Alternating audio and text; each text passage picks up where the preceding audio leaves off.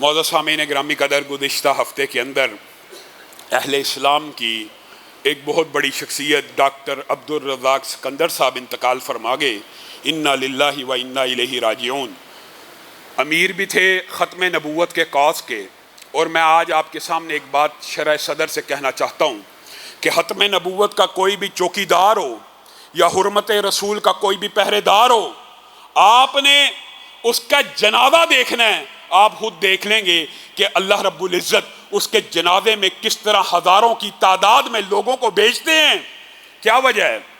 वजह यह है कि जिस बंदे ने सारी ज़िंदगी हतम नबूवत की जंग लड़ी हो, हुर्मत रसूल का पहरा दिया हो, अल्लाह ताला दुनिया के अंदर ही उसकी इज़्ज़त को ज़ाहिर कर देता है।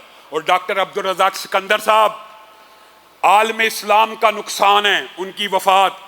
अगरचे ये बात दुरुस्त है कि हम उनकी वफ़ात के ऊपर देवबंदी भाइयों से इज़हार तज़ियत करते हैं, लेकिन यह नुकसान सिर्फ देवबंद का नुकसान नहीं है बल्कि पूरे अहले पाकिस्तान का और अहले इस्लाम का नुकसान है। अल्लाह ताला उनको गरीक रहमत करे, उनको जन्नतुल फिरदौस में जगह दे।